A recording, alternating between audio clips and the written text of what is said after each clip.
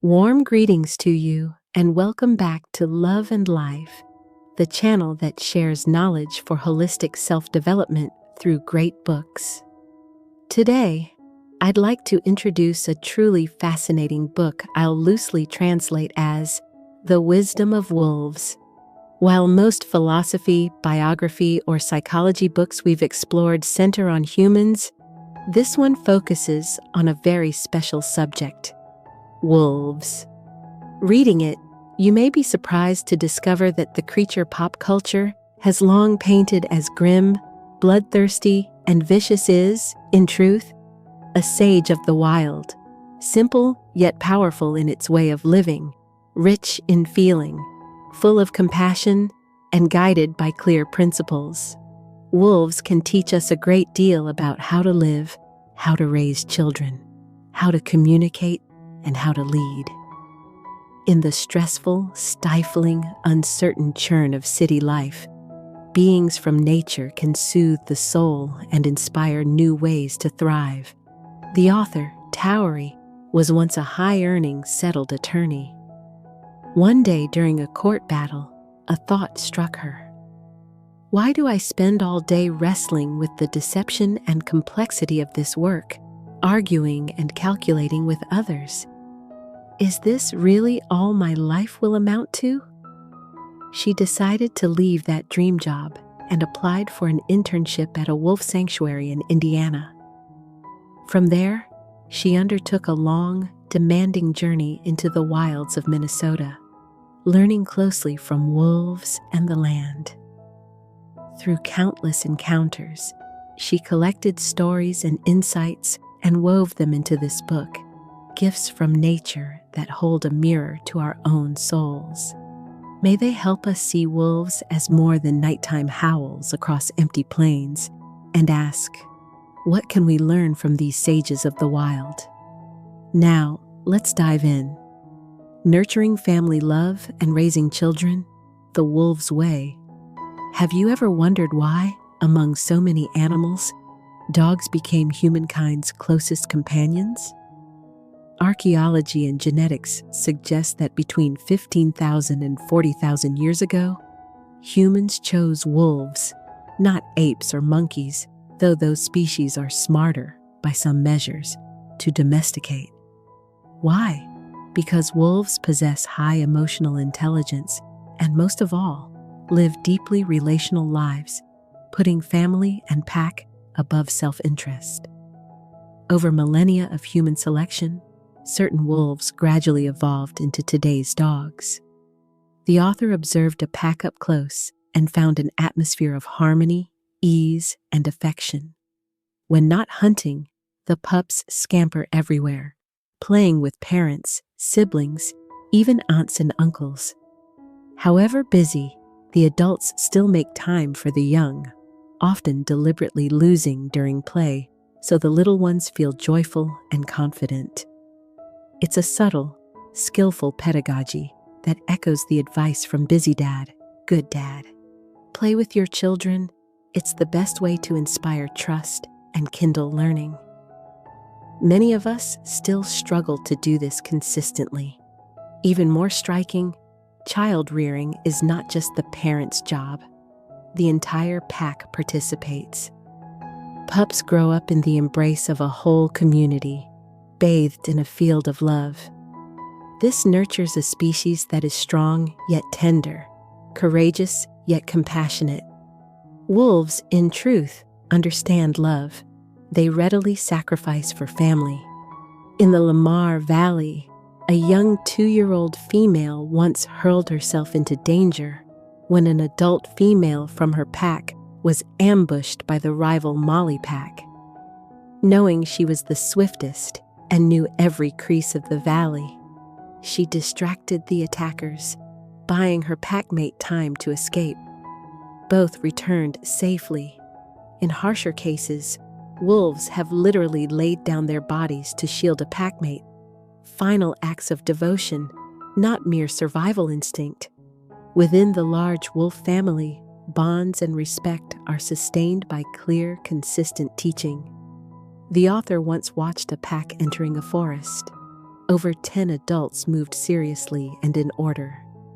Behind them, a pup lagged, playing and fooling around. The first time, the pack simply stopped and waited. The second time, they waited again. The third time, when the pup still wouldn't adjust, the adults quietly turned away and left. Wolves also excel at bonding rituals.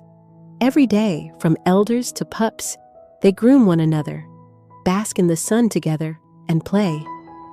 These simple acts are a love language, renewing trust and exchanging warmth. The iconic image of wolves howling beneath a full moon, often cast as spooky, is actually a sacred ritual of belonging, a moment when bodies and hearts synchronize in a shared act. Such rituals are the invisible thread binding a pack. By contrast, modern human society is losing rituals' strength. We ping one another with rushed texts. A 2022 Google survey found 80% of urban parent-child conversations end within 3 minutes, revolving around fees and grades. Deeper rituals, a morning hug, bedtime reading, 10 minutes of non-judgmental listening, appear far less often. Families share roofs yet drift apart emotionally. Traditional holidays, once rich with connecting rites, cleaning, cooking, honoring ancestors, visiting neighbors, have become, for many, obligations or opportunities to brag online. A 2024 study in Hanoi found 65% of young adults feel Tet is stressful due to networking duties rather than time with loved ones. But if we learn from wolves to make heart-true rituals, things change. We needn't visit 10 distant contacts out of obligation. We might host a single whole evening family circle, sharing stories of the year gone by, offering full presence without judgment. We can treasure shared meals, not eat separately in corners with phones.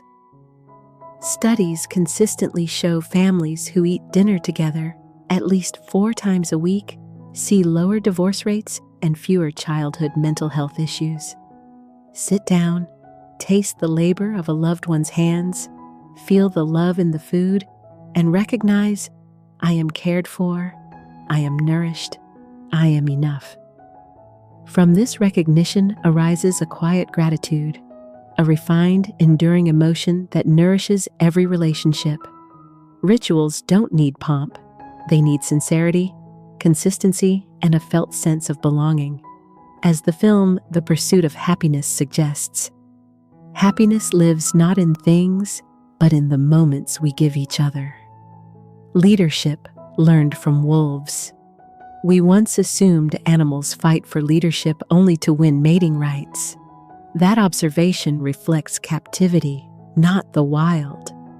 Confined space and scarce resources force unnatural aggression and rigid hierarchies. The strongest dominates model we humans often replicate. In nature, the lead wolf is not necessarily the strongest. The physically strongest often serves as pathfinder and heavy lifter, preserving the leader's energy. Leadership is commonly shared by a devoted, experienced pair, usually long-bonded mates. Notably, final decisions often follow the lead female. The feminine principle brings calm, decisive problem-solving without conquest-driven ego, tempered by forbearance. Unsurprisingly, wolves tend to harmonize more easily with women. A wolf earns trust to lead through 2 core virtues: courage and forgiveness, forbearance. Courage, but courage yoked to wisdom and the pack's well-being. Only with that union can a leader advance into danger or stop at the brink. Once, a pack chased a deer to a cliff's edge. The deer taunted them, ready to living well in the present, the wolf's art. What does it mean to live well now? Wolves offer 3 inspirations. Clear, simple communication. Wolves have at least 21 types of howls, plus rich body language. But crucially, their messages are direct. Humans, by contrast, tangle ourselves in complex phrasing and ego-driven venting, anger, blame, complaint. Wolves are straightforward. Yes is yes, no is no. Clarity is the first key to an honest present, knowing enough. Wolves hunt enough to live, not for sport. They waste nothing and collaborate with other species, notably ravens. Ravens warn wolves of danger, signal when a carcass is toxic, or call wolves when a hide is too tough. When they eat together, wolves don't gorge first and leave scraps. They share space at the meal. The friendship between ravens and wolves can transcend mere symbiosis. The author once saw a wolf stand by a dead raven for a long time, visibly grieving. It carried the raven to a river to bury it in the ice, then changed its mind, retrieved the body, found a snow cave, and carefully interred its friend. A moving testament to interspecies bond. Some say wolves are greedy, slaughtering whole flocks. That view is partial. A shepherd in the U.S. told the author he felt remorse when wolves took his sheep because he hadn't adequately protected them. When wolves hunt deer, they typically take one. In a pen full of sheep, animals that panic easily, wolves' predatory reflex can over-trigger. Yet with proper safeguards, wolves can even protect a flock. One shepherd installed an electric perimeter. A wolf got shocked, then claimed territory outside the fence and deterred other wolves from approaching, accidentally becoming the flock's guardian. Wolves are far less greedy than we imagine. They model sufficiency and sharing, refusing to let worry burn the present. The author carries a question through the book. If I were a wolf, what would I do? Once, she needed to fly from Germany to the U.S., but a volcanic eruption grounded all flights, wrecking 6 months of planning. Frustrated and upset, she remembered, if I were a wolf? In the wild, even failure to catch prey, which means the entire family goes hungry, doesn't send wolves into panic. They lie down, rest into the earth, regain stillness, then try again. She exhaled, let go, and turned to what she could do at home, write her book. Since reading, I too ask that question. Perhaps our advanced brains have built glass cages of overanalysis, while wolves live by elemental laws. Take nothing that isn't needed. Fight wholeheartedly but don't obsess. Love family and community without calculation. Root quietly like trees into the mother soil. Maybe progress made us forget that true wisdom sometimes lies in washing away needless complexity and negative mental noise, returning to original simplicity. Life will bring misunderstandings, criticism, failure, and frustration. In such moments, ask, if I were a wolf, what would I do? Wolves do not hesitate or spiral. They live cheerfully and calmly in the present and keep going with love. That may be their finest lesson, a lesson in the purity of being. Thank you for listening to today's video.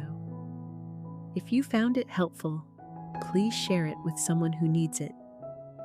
Don't forget to give a like, subscribe, and turn on the notification bell to catch the newest videos each week. Once again, thank you, and see you in the next videos. Wishing you peace on your journey.